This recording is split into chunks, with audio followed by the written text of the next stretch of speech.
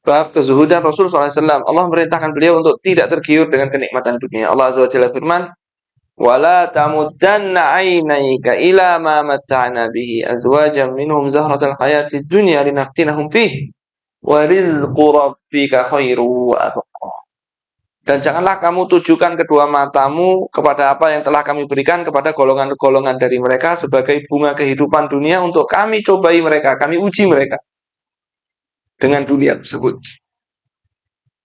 Wa rizqu rabbika khairu abqa, dan karunia Rabbmu, rizki itu ya rezeki ya, bukan karunia ya. Karunia rezeki ya sama ya Pak.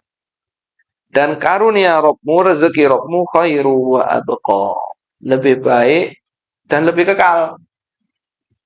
Kalau kenikmatan dunia baik, baiknya kadang berbahaya.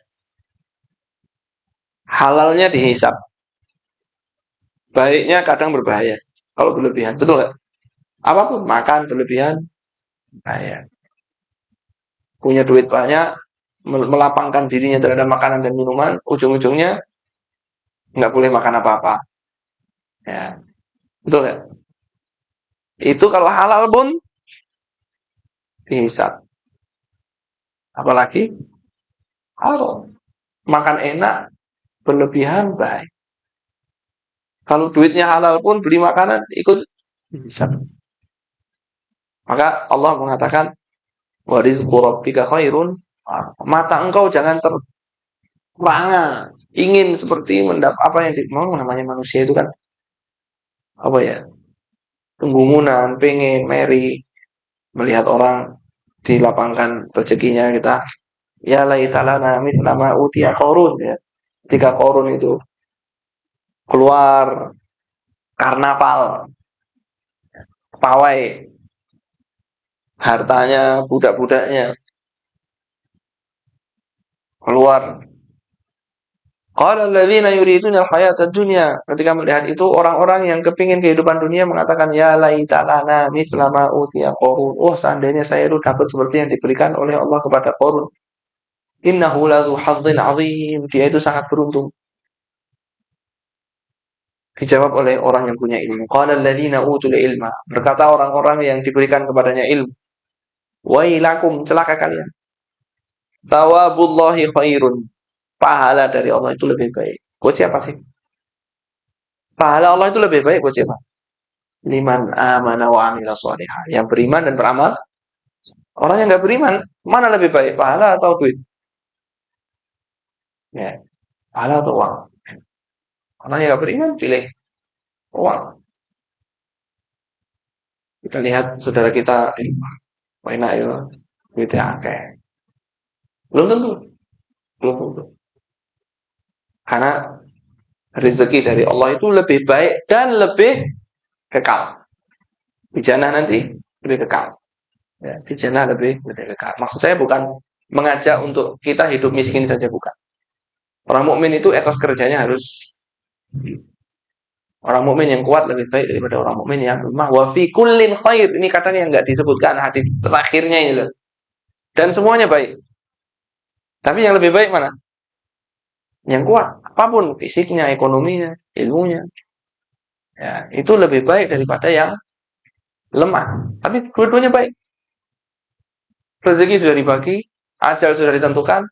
Kita sayangnya nggak tahu rezeki kita itu berapa. Maka kita diperintahkan untuk bekerja. Karena kita nggak tahu rezeki kita. Kadang Allah turunkan begitu saja. Kadang ada orang yang kerja keras dari pagi sampai malam, ini lembur-lembur, gak suge-suge. Kadang ada orang yang kerjanya duduk-duduk, tanda tangan. Oke. Ada yang kerjanya duduk-duduk, nggak kaya juga. Bingung mau cari kerjaan, nggak ada. Allah rezeki sudah apa? Kita tinggal menjalankan. Apa itu yang kita jalankan? Sebab dan upaya. Sebab dan upaya. Allah Azza wa Jalla menciptakan Adam dari apa? Tanah. Nggak tahu-tahu diadakan. Ada nggak? Mungkin nggak Allah? Mampu nggak? Mampu. Tapi Allah mengajarkan pada kita itu. berproses. Hasilnya serahkan sama Allah SWT. Akhirnya serahkan sama Allah SWT. Allah Azza wa Jalla sampaikan, nuqasamna bainahum ma'isyatahum fil hayatid dunya. Kami bagi penghidupan mereka di dalam kehidupan dunia. Wa rafa'na ba'dahum fawqa ba'din darajat. Ada orang yang diangkat di atas yang lain. Supaya apa? Liyattakhidha ba'duhum ba'dhan sukhriya, agar masing-masing menjadikan sebagian yang lain itu sukhriya, untuk apa? Dipekerjakan. Antum bisa terbayang kalau kabeh sugih kabeh. Apa yang terjadi? Antum punya uang, enaknya uangnya diapakan? Kita bikin proyek. Proyek apa? Proyek perumahan. Siapa yang mau beli nek sugih kabeh?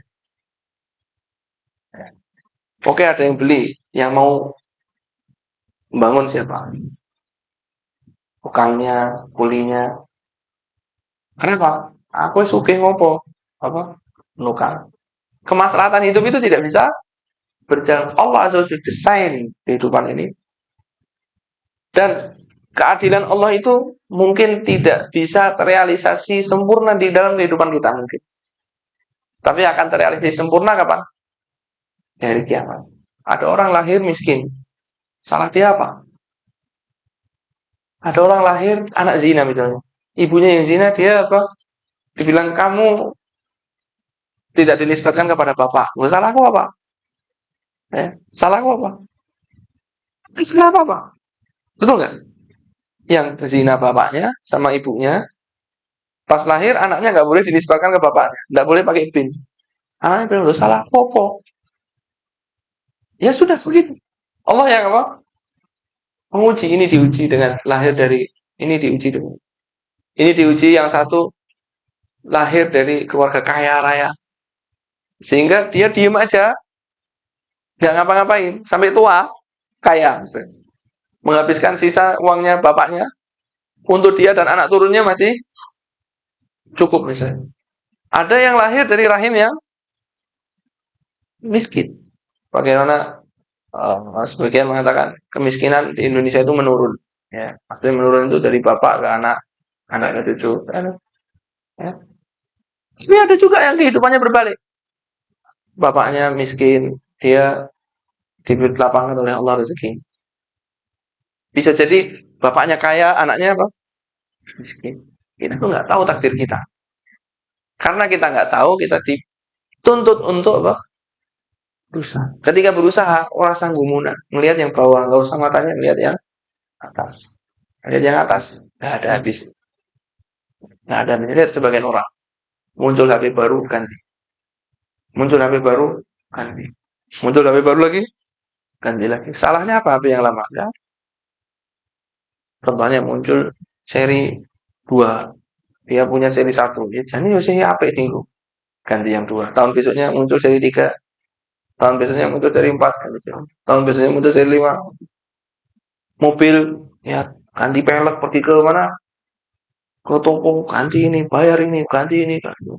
Hamnya yang dipikir itu apa? Materi. Nah, lihat. Kalau kita bekerja untuk mencari rezeki, ham kita adalah apa? Akhirat. Bagaimana saya bisa memberi makan anak-anak saya yang terhalal, yang terbaik, yang paling berkah, supaya anak-anak kita, anak-anak saya nanti bisa menjadi anak yang mengangkat derajat saya di hari kiamat. Kerja mati-matian untuk membiayai anaknya di pesantren. Ya ikhwah, kadang di pesantren. Kadang saya itu nagih, orang tua nggak bayar PP, ya, itu ditagih. Assalamualaikum, ya Allah, Kak, saya lagi nggak ada uang, saya harus di PHK. Piye? Masa santri-santri ditono, sakit. Mau di situ terus juga, Pak? Siapa yang biayai? Ya. Kasihan. Tapi ya itu, dia harus sabar, berusaha. Ya. Jangan berputus. Nah, tinggal nanti yang berperan adalah apa? Zakat, sedekah. Amal ladzina fuddilu bi radhi rizqihim ala ma malakat aymanuhum. Kenapa yang rezekinya dilebihkan, enggak mengembalikan kelebihannya itu kepada yang bahum bisa. Ya, akhirnya nanti mereka sama-sama tercukupi kebutuhannya. Hanya ini mencukupi, ini taraf kecukupannya beda. Yang penting cukup bisa untuk memenuhi. Kalau zaman sekarang ada 7 unsur kecukupan yang berbeda dengan zaman dulu. Saya pelajari dari buklet yang diterbitkan oleh Basnas. Ya, 7 itu apa? Nutrisi, makan minum, pakaian, tempat tinggal, transportasi, ibadah, pendidikan, kesehatan. Ini 7 hal ini unsur kecukupan kehidupan modern. Yang orang kalau kurang dari kecukupan dari 7 unsur itu, dia dianggap kekurangan. Memang zaman dulu enggak ya. Zaman dulu cuma apa? Makan, minum, makan, pakaian, tempat tinggal. Dulu transportasinya apa? Jalan kaki.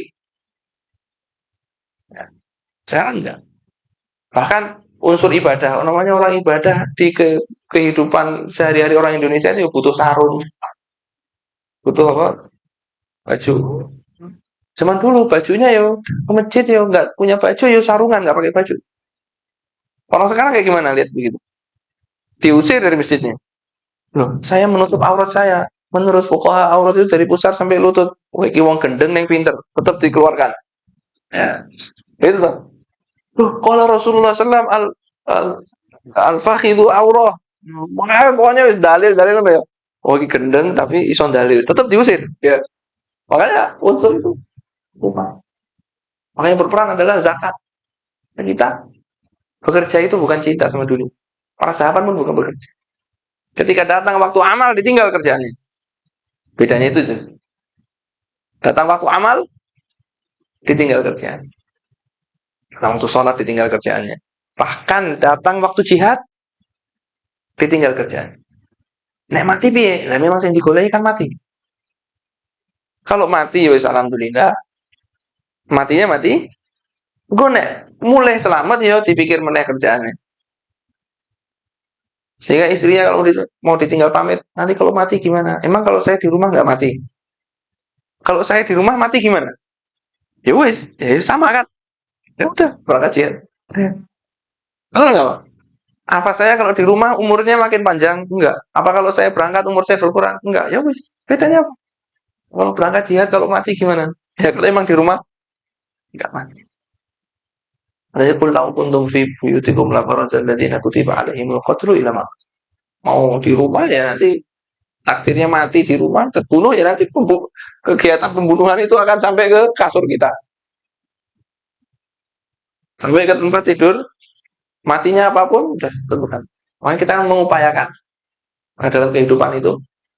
Zuhud itu bukan tidak punya apa-apa, bukan. Itu pemahaman yang keliru tentang zuhud. Zuhud itu adalah kita memegang dunia kalau diberikan oleh Allah di tangan kita. Tidak sampai masuk ke, apa artinya tidak sampai masuk? Tidak pengaruh. Dikasih duit sama Allah, malah tambah bersyukur. Dikasih duit lagi, tambah apa? Dikasih lagi, tambah syukur. Diambil, enggak membalik. Ya, sebagian orang itu kalau surat al-fajr bukan sebelumnya Allah surat al-fajr apa semua teman fa'amal insanu idza mabtalahu rabbuhu fa akramahu wa na'amahu fa yaqulu rabbi akram. Diuji, terima kasih Allah memuliakan. Wa amma idza mabtalahu fa qadara alaihi, diuji, disedikitkan rezekinya, fa yaqulu rabbi ahanan, Allah menghinakan. Maka orang mukmin hidup itu di mana? Penghidupan itu di tangannya, nggak masuk ke hati. Maka orang yang zuhud bisa jadi orang paling kaya yang di sini adalah orang yang paling zuhud. Bisa jadi juga orang yang paling miskin di sini orang yang paling tidak zuhud. Karena zuhud itu bukan penampilan. Bisa jadi yang bajunya paling mahal di sini orang yang paling zuhud. Bisa jadi yang bajunya paling murah di sini adalah orang yang paling tidak zuhud. Itu adalah apa? Sesuatu yang di tangan, nggak masuk di.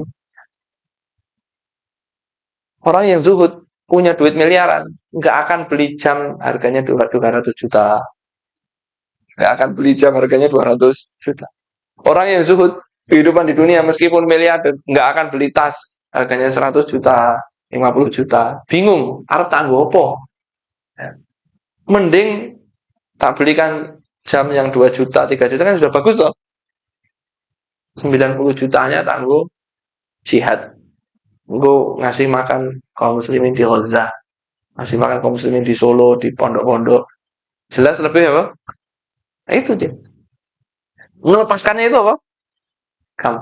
Kayak Utsman bin Affan itu suka Pak. Nek infak miliaran langsung. Loh, ya Rasulullah ini 1.000 dinar. Loh, ini 900 ekor unta untuk jihad. Hitung aja Pak, 900 ekor unta. Ada orang kaya sekarang berani nyumbang berlebihan begitu? Sedikit. Sedikit. Karena apa? Wah, maju mundur, maju mundur. Tapi yang zaman sahabat, di mana di tangannya, nggak sampai masuk. Kapanpun siap dipersembahkan untuk Allah dan Allah. Itu zuhud. Maka kita dilarang untuk apa ya? Tidak mengontrol mata kita, melihat orang-orang yang di atas kita. Allah sampaikan wala tamuddanna ainaika. Janganlah kau apa? Disebutkan di sini, janganlah engkau tujukan kedua matamu kepada apa yang telah kami berikan kepada golongan-golongan dari mereka orang-orang kafir. Suge-suge pol gitu ya. Ada beberapa orang, payah kayaknya memang bukan. Ya, saya pernah bertemu dengan salah seorang pegawai bank. Saya tanya,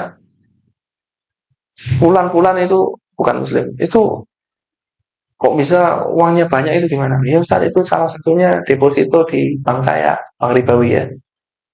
Ya, itu setiap 3 bulan sekali mencairkan bunganya. Berapa? Ya 16 miliar, 18 miliar. Deposito, bunganya aja 16 miliar, sebulan 5 miliar. Depositonya berapa ya? Jadi dia diem aja di rumah, sebulan 5 miliar. Padahal direktur Pertamina itu kerja di Rewangi ngoplos, itu gajinya sebulan 3,8 miliar. 4 miliar dari gaji sebulan. Isi ngoplos loh Pak. Ya. Antum kalah semangat antum hidupnya. Antum kalah semangat dalam mencari orang. Sudah 4 miliar sebulan dibayar sama antum. Antum kan tiap hari ngisi bensin ya. Belum bayar. Biar bensinnya bagus. Itu saya direwangi ngoplos Pak. Semangat mencari rezeki kan itu kan. Ini diem di rumah dapat 4 miliar, 5 miliar. Sehingga dia ganti-ganti mobil. Teman saya bercerita, saya pernah masuk ke rumah orang kayak begitu. Di garasinya ada 14 mobil. Ciro, lupa, sing mobil mewah, mobil mewah, mobil mewah. Teman saya itu nanya sama dia, ini yang kamu pakai yang mana? Ya, yang kamu pakai yang mana? Ya kadang-kadang yang ini, kalau mau kerja yang ini, kalau mau ini yang ini. Kadang-kadang ini buat ganti-ganti, buat semua. Repot banget ya hidupmu ya gitu. Nyervis mobil 14, ganti oli mobil bro. Pajak itu 14, tapi orang kaya nggak mikir pajak kok. Gitu. Subhanallah. Hidup iya orang mukmin itu zuhud simple. Makan yo apa adanya dimakan, daging yo dimakan, sayur yo dimakan, telur yo dimakan, tempe yo dimakan. Nikmat. Anu bayangkan nasi anget, nganggo tempe goreng sih anget, nganggo sambel, enak banget itu Pak. Simple hidup itu Pak. Kita yang sulit. Saya tuh kalau pagi harus kopi, harus ini sehingga kalau dia pergi pagi-pagi bingung nyari kopi. Saya nggak bisa mikir kalau nggak ngopi. Ya, nggak ada kopi, minum air, selesai masalah. Kenapa itu buat rumit urusannya? Hidup itu nggak serumit yang dibayangkan. Betul nggak? Ada kopi, minum teh. Nggak ada teh, air. Nggak ada apa namanya daging, adanya apa? Sayur, sayur apa? Sayur bening, seger makan. Masuk ke rumah istrinya nggak masak. Oh, mana? Nggak masak, ayo pergi jajan. Nanti istrinya masak sayur, paman. enak, panas itu ngerti mana. Ya, it's simple Pak itu. It's simple. Kita saja yang apa? Membuatnya menjadi rumit. Itulah makna zuhud. Kalau Nabi SAW zuhud, bukan berarti Nabi tidak punya uang. Nabi itu kasih. Bukan berarti Nabi nggak punya uang. Nabi itu punya uang. Mendapatkan jatah dari kebun beliau Shallallahu Alaihi Wasallam untuk kehidupan beliau dan istri-istrinya selama setahun. Cuma kadang-kadang ada orang minta sama Nabi, kasih. Datang lagi minta, dikasih. Datang lagi minta. Belum setahun punya Nabi sudah. Makanya beliau di rumah makan kurma toh. Adanya kurma yang dimakan. Lauknya apa? Kurma. Anu bayangkan, lauknya apa? Sama apa? Sama air ya. Udah. Kurma di Madinah enak. Gitu ya. Adanya apa? Air apa? Roti sama cuka. Cuka itu kuah paling enak. Sini. Membuat optimisme. Adanya nasi sama cuka. Ni'mal idam al-khal. Lauk paling enak itu cuka. Sini. Wah enak ya. Ya. Itu yang dibutuhkan manusia kan. Betul. Makan supaya laparnya hilang. Selesai. Sisanya itu tambahan. Ada dimakan, nggak ada nggak usah kakek sambat. Selesai. Saya ngasih punya uang banyak, saya udah ngasih istri saya, mungkin istrinya capek tidur, nggak masak dimarah. Mana? Saya itu kamu sudah tahu, saya kalau pagi harus telur, harus ini, harus ini. Lihat simpelnya hidupnya Nabi SAW. Pulang ke rumah, Aisyah ada sarapan nggak? Nggak ada ya Rasulullah. Ya udah anak puasa, selesai. Ya, puasa. Nggak ada sarapan, puasa. Makanya syariat membolehkan meniatkan puasa sunnah setelah sholat subuh. Itu mendukung kesimpulan hidup kita itu. Tidak ribet. Ya, ini sih tipangan yang mangan, kayak ini harus bosong. Harap ngopo. Ya. Kita marah-marah, nggak rezekinya juga nggak datang. Kita tidak ridho juga rezekinya nggak datang. Kita ridho, ya tetap nggak datang, tapi dapat ketenangan hidup, rezeki. Ya, makanya warizqu rabbika khairun wa abqa. Rezeki dari Allah lebih baik dan lebih kekal. Rezekinya Allah itu bentuknya banyak, kesehatan, ketenangan, uang. Dan Allah mampu Pak merubah keadaan. Dari keadaan menjadi berbalik 180 derajat. Saya tutup dengan kisah karena berkaitan dengan zuhud. Ya, saya selalu dalam bab zuhud ini membuat muqaddimah supaya orang itu nggak salah paham. Pikirannya ngajarkan wis apa? Misalnya Anda ya, kerja, yang penting miskin dan sebagainya. Enggak, saya enggak ngaji. Orang mukmin etos kerjanya tinggi. Para sahabat berdagang ke Syam, berdagang ke Yaman, bergerak, bertani, semua bekerja ke pasar. Tapi ada waktunya, nggak seperti orang sekarang. Live 24 jam. Ya, di depan ini jam. Hal-hal mutakatur, nggak seperti yang mulai, nggak seperti lawatul Quran, zikir, pagi subuh, anaknya nggak dikasih hak, istrinya nggak dikasih asal, kerja. Terus alasannya kerja untuk anaknya nggak dididik. Ya. Nah, itu sebetulnya kedok aja itu. Orang itu workaholic, kedoknya apa? Kerja untuk anak, kerja untuk isi. Padahal untuk kepuasan apa? Ini. Nah, saya tuh dengan kisah. Ada seorang ulama di Baghdad.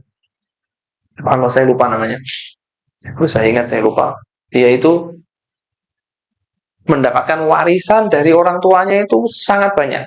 Kaya raya. Tapi beliau, rahimahullah, warisan ini nggak diputar untuk bisnis. Tapi dipakai dia bekal untuk thalabul ilmi. Untuk pergi rehlah. Sama. Dulu mahal, Pak. Jalan kaki dari Baghdad ke Syam berapa kilo itu habis berapa hari ya, makan minum itu kan, beli bekal, nanti di sana tinggal beberapa bulan ya juga. Nah, sampai dia jadi ulama tapi fakir, uangnya habis, sampai derajat dia itu di rumahnya tidak ada makanan, sampai anaknya sudah nangis lapar, istrinya bilang kamu keluar saja dari rumah, siapa tahu dapat. Akhirnya dia bingung mau keluar juga mau kemana. Akhirnya dia pergi ke salah seorang temannya. Bilang, ya, saya mau jual rumah saya. Untuk apa? Ya, untuk apa? Bisa menghidupi makan. Dia bilang, saya tidak punya sesuatu yang saya gunakan untuk membeli rumahmu. Tapi ini ada 2 potong roti. Rotinya bukan mungkin roti ada dagingnya atau roti ada apanya gitu ya. Ini roti ya, untuk makan ya. Ambillah dan kasih makan anak-anak. Sebenarnya dia ngerti bahwa ini pepet betul sampai mau jual rumahnya untuk makan. Berarti kan nggak punya makanan. Saya nggak punya uang juga. Ini ada roti kau. Bilang istrinya bilang suruh keluar dapat rezeki, dapat betul. Kalau potong roti untuk menutup laparnya anak-anak. Di tengah jalan dia berkata, di tengah jalan ada seorang ibu-ibu duduk di pinggir jalan dan 2 anak yatim kecil-kecil yang nampak sekali dari sorotnya itu sedang kelaparan. Ketika saya lewat di depannya, 2 anak itu matanya tidak lepas dari roti saya. Belok roti ini terus. Saya bilang, bawa pulang, anak saya butuh. Apa tak kayak bocah ini? Karena yo, akhirnya 2 rotinya ini dikasihkan 2 anaknya. Pulang ke rumah, nggak bawa apa-apa. Ya, nggak bawa apa-apa. Tadi begini-begini. Khair insya Allah, kata istrinya. Khair insya Allah. Besok keluar lagi, nanti dapat lagi. Akhirnya besok pagi dia keluar dari rumahnya, mencari siapa yang mau membeli rumah. Tiba-tiba di tengah jalan dia dipanggil, ya sih, kamu kenapa di sini? Saya mau apa? Menawarkan siapa yang mau beli rumah saya. Kamu keliling mencari orang yang membeli rumahmu. Padahal di depan rumahmu sekarang ada kafilah datang ke depan rumahmu. Cepet, apa? Datangi rumahmu, lihat apa itu. Kemudian ya kaget sampai di rumahnya ada kafilah rombongan, ya barang dagangan, uang, harta semuanya. Dibilang, kamu fulan bin fulan ya? Anaknya fulan bin fulan ya? Dulu bapakmu meletakkan uangnya untuk saya putar bisnis di Khurasan. Ya, sekarang sudah selesai, saya mau kembalikan semua modal dan hasilnya. Oh, bilang. Jadi dalam sehari semalam berubah dari orang miskin banget menjadi apa? Kaya banget. Apa yang terjadi? Orang tadi menangis. Nangis dia. Nangis. Istrinya nanya, kenapa kok nangis? Dapat uang banyak kemarin bingung. Saya takut pahala saya di akhirat didisik di sini, di akhirat nanti nggak dapat. Memang orang mukmin itu ajib, mengherankan. Betul kan? Bingung cari duit, begitu dapat banyak, bingung. Wah, ini nanti jangan-jangan di akhirat saya nggak dapat apa-apa. Subhanallah. Ya, artinya kita itu tidak tahu takdir kita. Karena kita nggak tahu, kita berusaha semaksimal. Tapi dalam upaya maksimal kita, jangan sampai masuk ke al-hakumut takatsur. Seakan-akan kita itu hidupnya untuk dunia. Sehingga Rasulullah SAW bersabda, Innallaha yabghadu kulla jaghdariyin jawwab. Allah itu benci orang yang kasar, sakhabun bil aswaq, teriak-teriak di pasar. Wah, beli di sini, beli di sini. Sekarang teriak-teriak di depan HP. Ya. Alimun billaili, alimun bid dunya, jahilun bil akhir. Pinter urusan duit, pinter urusan kerja, jahil urusan himarun bin nahar. Seperti keledai di siang hari. Keledai itu apa ceng? Kerja, mau ngambil air, ngambil ini, ngangkut ini, kerja, ini, jifatun billail. Jadi batang di malam hari. Kenapa? Sudah keletihan, tidur. Nanti bangun lagi, kerja lagi, sampai malam keletihan. Kita hidup ini untuk apa? Dulu kita bagi bahwa rezeki kita tidak akan kurang. Bukan berarti kita nggak usah kerja, tapi kita membagi waktu kita untuk Allah, waktu kita untuk kerja, waktu kita untuk istri dan anak kita. Rezeki yang dibagi itulah yang apa? Yang mau kita tambah shift kita, kalau rezekinya itu nggak akan bisa. Tapi kan karena kita nggak tahu takdir ya kita mengupayakan seperti ini. Allah Ta'ala. Kita nanti baca insya Allah di teman berikutnya tentang tempat tidur dan makanan Rasulullah SAW. Kemudian hartanya seberapa, laparnya kayak gimana, sehingga kita makin bersyukur terhadap apa yang kita miliki, insyaallah. Aku qouli hadza. Mungkin ada yang mau bertanya atau kita cukup? Tafadhol.